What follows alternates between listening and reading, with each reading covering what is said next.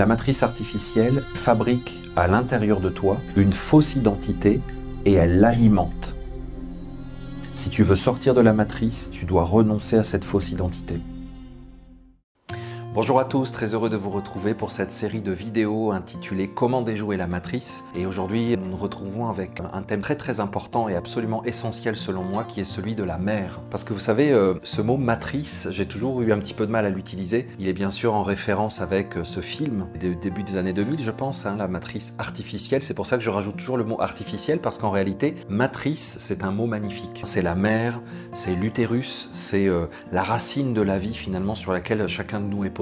Et donc ça fait un peu mal quand on s'aperçoit que cette notion de maternité, elle est utilisée par un monde artificiel pour justement nous materner. Et donc je veux toujours ajouter ce mot artificiel parce qu'en réalité, par exemple, cette magnifique planète bleue sur laquelle nous sommes tous, c'est une matrice naturelle, c'est une vraie mère divine, une mère universelle, la mère nature. Dans cette série de vidéos « Comment déjouer la matrice », je vais partager avec vous 4 clés essentielles pour essayer de bien discerner et de limiter son influence sur nos vies pour retrouver vraiment notre essence véritable, notre vie véritable finalement. La semaine dernière, j'ai partagé avec vous un premier extrait de ce volet consacré à la matrice, avec cet extrait appelé « Le mal est une intelligence supérieure », dans lequel nous avons vu comment cette co-création transgénérationnelle aujourd'hui constitue une sorte de masse gigantesque dans laquelle nous sommes tous finalement pris. D'ailleurs, si vous n'avez pas encore vu cette première conférence, je vous conseille de la regarder maintenant, le lien est juste ici. Dans cette vidéo, nous allons même un cran plus loin. Je vais vous montrer comment cette matrice artificielle s'immisce même dans la spiritualité, même dans notre vie intérieure, même dans nos chemins vers la lumière, vers la conscience. Et pour vous le montrer, je vais d'ailleurs partager avec vous une expérience très personnelle. Si vous souhaitez visionner l'ensemble de cette conférence, aller plus loin dans une version bien sûr non censurée,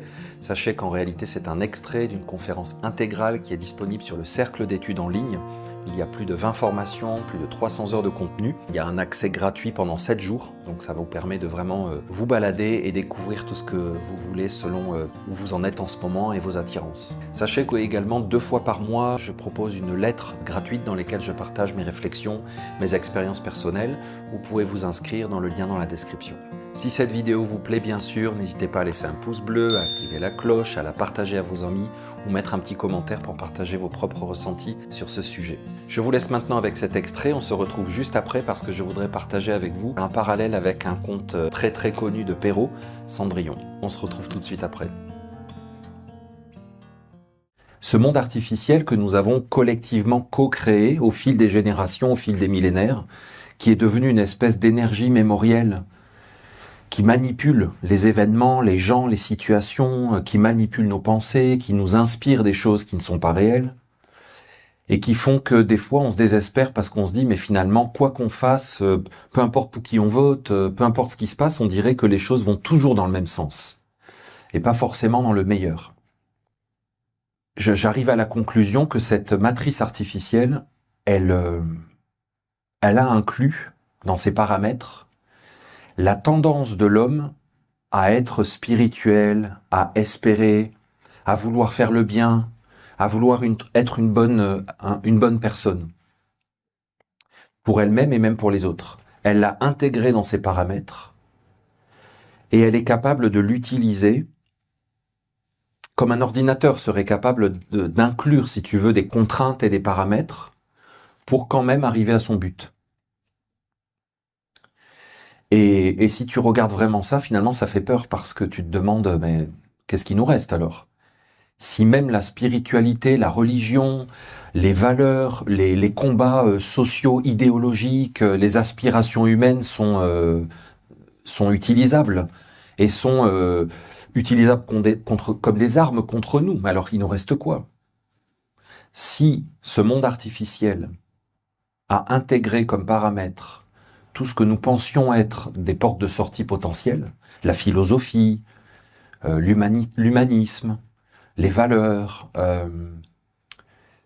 les connaissances spirituelles, ésotériques. Ça veut donc dire que tout ça ne sert plus à rien, parce que tout ça n'est plus des portes de sortie, mais juste des décors, des fausses portes, tu sais, comme dans les théâtres. C'est-à-dire que ce sont des faux décors, des fausses fenêtres. Ils en font maintenant avec des images, des écrans d'ordinateur géants, tu sais, ils font des fenêtres avec des décors comme ça. C'est que le début. Hein. Il y aura bientôt des appartements entiers avec des fausses vues. Mais si ça arrive à l'extérieur, ça veut dire que c'est déjà à l'intérieur de nous. Ça veut dire que nous pouvons vivre notre vie avec des paysages intérieurs, avec des vues grandioses en 4K, ou peut-être on est rendu en 8 ou 12 ou je sais pas quoi, 16K, je sais pas, tu vois, en haute définition. Voilà. Et nous avons ça à l'intérieur de nous et nous sommes capables de vivre avec en pensant vraiment en vivre avec ces choses-là, comme les super documentaires qu'on fait aujourd'hui sur la nature, tu sais. Bon, moi, je suis de la génération du commandant Cousteau, c'est vraiment vieux, mais le monde du silence, tout ça. Quand tu regardes ces documentaires sur la nature, ça fait du bien. Tu as l'impression de vivre avec, d'avoir exploré les fourmis, les éléphants, les champignons, les océans. Mais concrètement, il s'est passé quoi dans ta vie? Rien. Tu n'as rien vécu. Tu as eu une sensation, une perception. Ça veut dire qu'il y a un monde artificiel qui utilise notre capacité de perception et notre capacité à nous émouvoir et qui se met à le gérer comme tu gères des doses. Chaque soir, pendant cette série de 4 conférences, je vais vous parler d'un des principes que j'ai énoncé pour rassembler toute une façon de voir qui pour moi est fondamentale si vous voulez avoir des pistes sérieuses pour sortir de cette matrice artificielle. Et le principe dont je vais vous parler ce soir, je peux le résumer ainsi, c'est pas vraiment bien formulé, mais on pourrait dire la matrice artificielle fabrique, crée et alimente à l'intérieur de l'homme une fausse identité. La matrice artificielle, elle fabrique à l'intérieur de toi une fausse identité et elle l'alimente. Si tu veux sortir de la matrice, tu dois renoncer à cette fausse identité. De quoi elle t'alimente? Mais de ce qui te correspond. Sauf que ce n'est pas vraiment toi. Elle va donc t'alimenter de ce qui correspond à la fausse identité qu'elle a mis à l'intérieur de toi. Si elle a créé à l'intérieur de toi un tempérament, par exemple, à culpabiliser, à être jaloux, tu comprends, à vivre des émotions comme ça. Nous, on appelle ça comment? Mais une personnalité, un caractère. Tu sais, dans Femme Actuelle, en été, tu as le quiz de l'été, le test de personnalité pour savoir s'il est vraiment fait pour toi. Donc tu remplis, tu coches des petites cases et tu as un test de personnalité pour analyser ton type de personne. Tu vois, tu fais de l'astro, en numérologie, tu as l'énéagramme, tu as plein de méthodes comme ça pour déterminer un tempérament.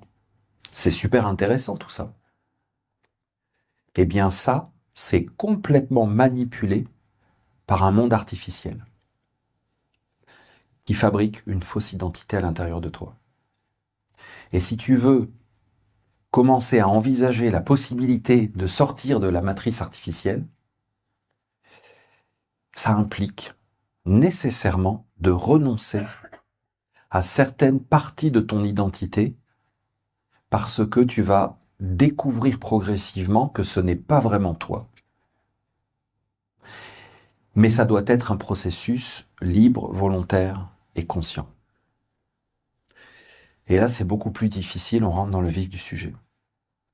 Parce que qu'est-ce que ton identité, tu l'aimes? Parce que si tu n'as plus d'identité, tu souffres et tu es anéanti. Tu l'as peut-être vécu à certains moments de ta vie. Je sais pas, quand tu vas à la retraite, quand tu changes de travail, quand tu es remis en question profondément, quand ton amoureux, ton amoureuse te quitte. Tu peux avoir un sentiment que le sol se dérobe sous tes pieds, que tu ne sais plus où tu es, qui tu es. Donc qu'est-ce que tu fais? Bah, tu fais comme un enfant dans la piscine ou un petit chien, tu sais, tu essayes de t'accrocher aux branches, au bord de la piscine. Ce bord de la piscine, il est disposé à l'intérieur de toi. Tiens, vas-y, accroche-toi à ça. Et tu retombes dans des mécanismes et dans des processus. Ça veut dire que, de mon point de vue, c'est mon point de vue que je partage. L'immense majorité de l'humanité n'est pas vraiment elle-même. Je ne crois pas que les hommes détruisent la planète. Je ne crois pas que les hommes s'assassinent mutuellement. Je n'y crois pas. Je pense et je perçois qu'ils sont manipulés et qu'ils ont une fausse perception de eux-mêmes. qu'ils ont identifié à eux-mêmes. Je vais faire un peu d'actu. Je suis juif. Je suis musulman. Automatiquement, je vais me sentir d'un côté ou de l'autre de l'échiquier. Non? À quel moment tu es humain? Et c'est là que tu t'aperçois que c'est pas si évident. C'est pas si évident. Qui a raison? Qui a tort? Si tu penses de cette manière-là, tu vas être obligé de t'identifier à quelque chose pour avoir un point de vue, non? Où est-ce que tu vas puiser cette identité? Où est-ce que tu vas la chercher? La matrice artificielle crée à l'intérieur des humains une identité fausse et elle l'alimente de ce qui lui correspond. Si elle t'a créé avec une tendance très forte à culpabiliser, elle va sans arrêt t'alimenter de perceptions qui créent en toi de la culpabilité. Et tu vas te mettre à culpabiliser pour tout et pour rien. Pourquoi? Mais pour continuer à exister. Et quand tu fais des thérapies, des développements, du développement personnel pour essayer de te libérer de ça, c'est difficile parce que tu es tellement habitué à fonctionner avec, par exemple, la culpabilité, mais c'est valable avec toutes les composantes des personnalités humaines, que du coup, tu te dis, mais si j'ai pas ça, qu'est-ce que je vais faire? Je vais m'ennuyer, je sais plus qui je suis, donc je ne vais plus vraiment être moi, je ne me reconnais pas. Oui, ben je suis comme ça et c'est comme ça. Accepte-moi comme je suis. Mais qui t'a dit comment tu étais? Qui t'a dit que tu étais comme ça ou comme ça? Réfléchis-y. C'est qui? Qui t'a créé? Tu sais qui a créé ton corps physique, mais qui t'a créé à l'intérieur, dans ton tempérament tel que tu es?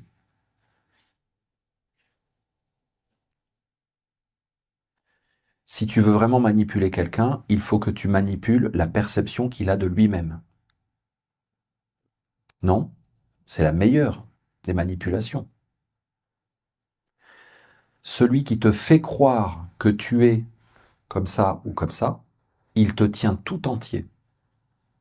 Parce que ensuite, pour alimenter cette identité, tu vas vivre des situations de vie, tu vas provoquer des situations et des relations qui vont continuer à alimenter cette identité. Pour te donner raison. Même dans des expériences souffrantes et négatives, tu vas sans arrêt en revivre pour alimenter à l'intérieur de toi cette identité que tu as. Et donc, dans ce processus, j'avais commencé, sans m'en rendre compte, à me créer une nouvelle identité. Je voulais me désidentifier des identités qu'on avait collées sur moi quand j'étais enfant et adolescent. Et j'ai voulu m'identifier à quoi? Eh bien, aux hommes sages, aux gens qui maîtrisent leur vie intérieure, qui sont dans la justesse, qui sont jamais en colère, qui ne mentent pas, qui ne trichent pas, qui sont jamais jaloux, qui sont jamais dans la culpabilité, tu vois, qui sont toujours dans la sérénité, la sagesse, le bonheur infini, la plénitude. Et effectivement, j'ai eu une jeunesse très ascétique, où mon activité principale, c'était des initiations et des expériences spirituelles, des ascèses intenses et tout ça, des exercices pratiques. Et un retrait du monde complet. Mais en réalité, sournoisement, sans m'en rendre compte, je me suis identifié et je me suis fabriqué une identité. Et donc, je me construisais en tant qu'adulte avec ce petit supplément de cette petite touche exotique. Ben moi, je suis un essénien, puis moi, je suis quelqu'un de spirituel, puis moi, j'ai un chemin spirituel, je ne suis pas matérialiste. Tu comprends tout ça. Je m'étais construit progressivement un personnage. Mais c'est très progressif et sournois. Sauf que j'ai été bien formé et j'étais sincère et authentique dans ma démarche globale, dans ma vie. Et à un moment donné de ma vie, je suis rentré dans une deuxième crise d'adolescence, mais c'est une crise d'adolescence spirituelle, dans le sens où je n'ai pas fait une deuxième crise d'adolescence extérieure, mais j'ai remis en question l'enseignement essénien. Et comme j'ai été bien formé et que j'ai été sincère et authentique, ça s'est très bien passé. Mais ça s'est passé quand même. C'est-à-dire qu'à un moment donné, tu es un enfant et on te dit quoi faire. On t'explique. Blanc, noir, chaud, froid, en haut, en bas, tu comprends, devant, derrière, et on te structure. Et il faut que les adultes te transmettent un fonctionnement en société, des repères. Mais il faut ensuite que tu te les appropries, que tu décides que ça va devenir tes codes à toi. Et pour ça, tu dois les revisiter, donc tu dois les remettre en question. Est-ce que je veux vraiment être un petit garçon poli et gentil? Est-ce que c'est vraiment mon tempérament? Vraiment? Ou est-ce que on me l'a tellement dit que je me suis dit que je l'étais, mais en fait c'est pas moi. Tu comprends? Et donc avec l'enseignement essénien, c'est pareil. Je me suis dit ok, tout ça c'est bien beau, mais et moi? Moi? Ma vie n'est pas, je ne peux pas me satisfaire de je suis une bonne personne parce que je suis spirituel, blablabla, bla. Tu comprends? C'est venu de deux choses. C'est venu de l'intérieur de moi parce que j'avais des insatisfactions structurelles fondamentales. Il y avait des choses que je voulais faire dans ma vie que je n'avais pas faites. Parce que tu connais la spiritualité, c'est le renoncement, la simplicité, le dépouillement, l'altruisme, le bien-être de l'autre, le bien de l'humanité. Parce que finalement, tout ça, c'est l'ego, donc ça sert à rien, tu vois. Donc j'avais des besoins non satisfaits, mais aussi, je ne suis pas sourd. J'entends l'humanité, le bruit et la fureur sur la terre. Je le vois, je suis pas aveugle. Je n'ai jamais été prosélyte. C'est pas mon tempérament. Et tout ce qui a trait à ma vie réelle, je n'en parle jamais. Même à mes proches. Je suis youtubeur, mais je suis très secret. Et donc, je n'ai jamais... tu vois, si je rencontrais quelqu'un qui avait des problèmes, je lui avais dit, mais suis l'enseignement essénien. Regarde-moi, c'est génial, ça va être génial, tu vas avoir tous tes problèmes. J'ai jamais fait ça. Donc, j'y crois pas de toute façon. Et je me suis dit, mais alors on fait comment? Et donc, j'ai remis en question tout ce que j'avais appris. Et en fait, ça a fait comme une sorte de tremblement de terre à l'intérieur de ma vie. Et tout ce qui n'était pas vraiment solide est tombé. Et il n'est quasiment plus rien resté. Et même, il n'est quasiment resté plus personne. Moi, l'être qui ai cofondé la communauté essénienne contemporaine, j'étais quasiment seul au monde. Je peux te dire que tu remets en question ce que tu pensais. Mais comme je l'ai fait de façon participative, j'ai accepté le tremblement de terre et j'ai accepté que tout s'effondre à l'intérieur de moi. Parce que je voulais voir la vérité. Et tu vois, je pense que vous l'avez remarqué, je connais beaucoup de choses. Je peux vous parler de beaucoup de sujets. Mais à ce moment-là, il m'est resté quoi? 2-3 prières. Je ne savais plus rien que 2-3 prières. Et c'est un peu comme si, après un tremblement de terre, il te reste un marteau, une truelle. Allez mon coco, repars de la base. Et tout ce que tu construis à partir d'aujourd'hui, tu vas le construire toi-même. Par toi-même. Pas par l'admiration d'une idée que tu trouves belle, alors tu la prends à l'intérieur de toi parce que tu dis « Oh, ça c'est beau. Oh, la compassion, ça me parle, c'est beau, je la prends. » Mais tu ne l'as pas bâtie à l'intérieur de toi. Donc tu te retrouves avec plus rien. Mais ces 2-3 prières, je me suis rendu compte de pourquoi elles demeuraient à l'intérieur de moi alors que je n'avais plus aucune connaissance, plus aucune conscience de rien du tout. Tu sais pourquoi elles sont restées? Parce que ce sont les 2-3 prières que j'avais vécues avec le plus d'honnêteté, d'authenticité, de profondeur dans ma vie. Et donc, elles sont restées. Je les avais enracinées parce que j'avais été vrai. J'avais vraiment vécu avec, j'avais vraiment travaillé avec. Je m'en étais vraiment servi. J'avais tissé un lien avec ces prières. Et elles ont été comme des bouées de sauvetage, des cordes. C'est ça, c'est comme une falaise, un trou dont il faut sortir. Mais il n'y a qu'une sortie, c'est toi-même. Tu ne peux plus faire semblant, te mettre des fenêtres, des fausses fenêtres avec des décors derrière. Ça n'existe pas. Tu ne peux pas te justifier. Et je me suis rendu compte à ce moment-là que même dans ma communauté, j'avais une fausse identité. J'avais construit, mais c'est même pas moi, ça s'était construit par nature, par cette matrice artificielle. J'avais construit un personnage. On avait une image de moi, une impression de moi, des croyances sur moi. Et j'avais une image de moi, des croyances sur moi, une impression de moi-même. Je l'avais aussi. Et donc, quand ça disparaît, tu t'aperçois de ce qui reste. Et je me suis dit, tu vois, c'est pour ça que je te dis que j'ai été bien formé. C'est que là, j'ai accepté que tout s'en aille. Et je me suis dit, ok, voilà la réalité. Je vais tout refaire, mais à partir de maintenant, la grosse différence, c'est que je ne vais rien intégrer à l'intérieur de moi, dire, répéter ou penser si vraiment je le vis pas. Je ne vais pas le faire. Je vais arrêter de décorer les murs.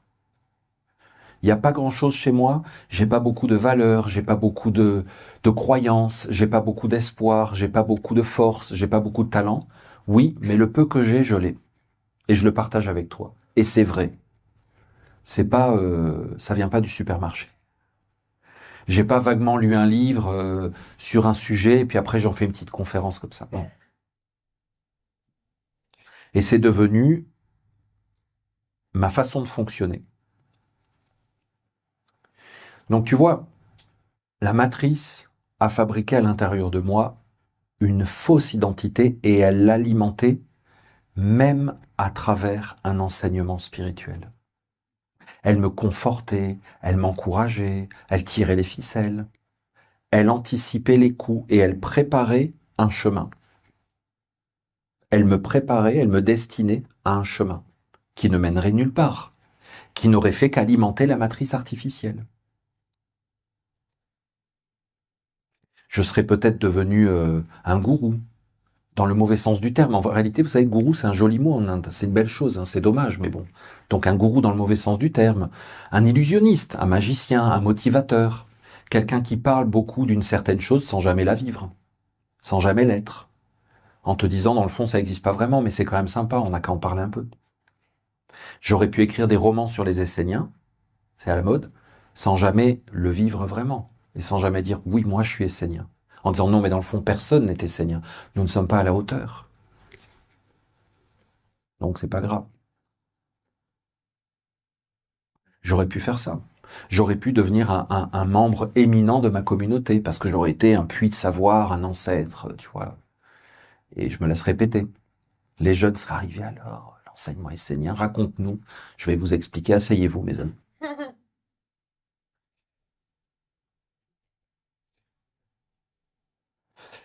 Alors, c'est facile à dire, mais tu vois, quand tu dois tout rebâtir avec une truelle et un marteau, ben, c'est long.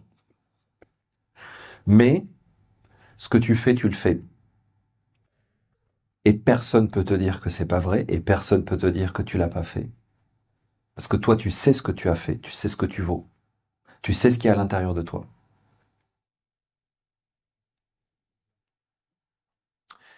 La matrice artificielle a fait une fausse identité à l'intérieur de moi, y compris avec l'enseignement essénien.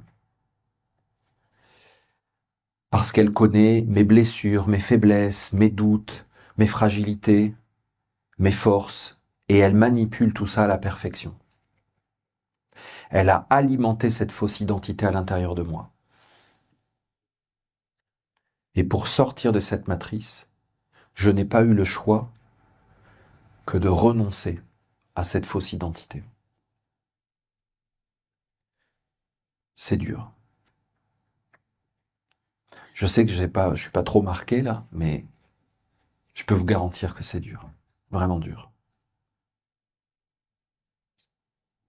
Je pense que c'est en lien avec l'accouchement. Et je pense que lorsqu'une femme accouche, elle arrive à un moment où elle doit lâcher prise. Je pense, j'ai entendu plusieurs fois des femmes me dire ça. Et je pense que la vie cherche à nous accoucher et à nous mettre au monde. Et à un moment donné, il faut te mettre à genoux et savoir que ce n'est pas toi. Et renoncer à ce qui n'est pas toi, tout en sachant que tu ne sais pas qui tu es. Tu comprends, c'est là qu'est la difficulté. Parce que renoncer à un pour avoir tout de suite l'autre, ça fait déjà peur, mais c'est déjà plus facile. Mais renoncer à une chose sans rien avoir, tu sais, c'est dans ces contes, ces mythes, ces légendes, on te dit qu'il faut aller dans le vide, sauter dans le vide, traverser un ravin, avoir confiance. C'est de ce ressort-là. Et ce que j'ai découvert comme processus lors de cette reconstruction de moi-même, c'est la chose suivante. Merci d'avoir visionné cet extrait, j'espère qu'il vous a intéressé. Vous avez vu comment cette matrice artificielle réussit à manipuler nos aspirations spirituelles, nos identifications et donc à biaiser totalement notre chemin de conscience et à quel point c'est important de le comprendre pour commencer un processus vraiment de désidentification. Un excellent exemple de ce fonctionnement est codé dans le conte de Cendrillon. Je sais que certains psychanalystes pourront l'interpréter autrement, mais pour ma part, je considère que Cendrillon nous parle de la réalité de notre être intérieur, de notre âme, qui est cette Cendrillon, qui est un être généreux, un être bon, un être utile, qui se fait complètement dégrader par le regard que l'affreuse marâtre, la belle-mère, porte sur elle. Et on voit bien ici ce thème de la mère originelle, qui est la maman de Cendrillon, avec cette matrice artificielle, cette fausse mère, cette belle-mère. En plus, le père, bien sûr, est mort, c'est-à-dire que, comme disait Nietzsche, Dieu est mort, c'est-à-dire que nous vivons dans une époque où finalement le divin n'est plus réellement accessible. Il a été d'ailleurs rendu extrêmement lointain par toutes les religions patriarcales monothéistes. Et nous nous retrouvons donc séparés de cette mère nature réelle, séparés de ce père originel qui finalement devient un mythe, et nous nous retrouvons sous la coupe et sous le regard extrêmement fécondant et cadrant de cette marâtre atroce, cette matrice artificielle, qui nous fait croire que finalement nous ne sommes rien, que nous ne pouvons pas vivre sans elle, qui nous rend incapables de communiquer les uns avec les autres, qui nous rend incapables de reconnaître notre propre valeur et d'assumer notre essence originelle, notre être réel, puisque dans le conte de Cendrillon, bien sûr, Cendrillon est digne, elle est capable, elle est faite pour avoir une certaine vie, et elle en est complètement empêchée, et on voit bien l'emprise psychologique à l'origine de l'emprise physique. Et je trouve ce parallèle vraiment très très intéressant et il est clairement exprimé. On voit d'ailleurs dans le conte qu'il y a des forces de bienveillance qui encouragent et qui aident finalement Cendrillon à oser franchir le pas et à oser déchirer le voile de cette emprise intérieure, de ce dénigrement permanent et cette fausse identification. Et d'ailleurs, je serais curieux de savoir, tiens, dites-moi en commentaire si vous voyez dans le monde des forces comme ça de bienveillance qui agissent dans votre vie et qui vous ont guidé ou vous guident peut-être encore aujourd'hui sur votre chemin, qui vous ont donné le courage de mettre le pied à l'étrier, de franchir le pas et de vous aussi déchirer le voile de cette fausse identification de la matrice artificielle. Moi j'aime beaucoup décoder, interpréter, essayer d'aller au-delà des contes, des mythes, des légendes. Je le fais d'ailleurs souvent lors des conférences que je donne et si ça vous intéresse, sachez qu'il y en a un petit peu partout dans plus de 20 formations qui est disponible sur le cercle d'études études en ligne. N'hésitez pas à vous inscrire, il y a une formule avec un essai gratuit de 7 jours pour prendre connaissance de tout cela. J'espère que cette vidéo vous a plu, n'hésitez pas et n'oubliez pas surtout de la liker, de la partager, d'activer la cloche, de mettre un commentaire. On se retrouve la semaine prochaine pour un autre contenu dans cette série de Comment déjouer la matrice. D'ici là, portez-vous bien, à la semaine prochaine.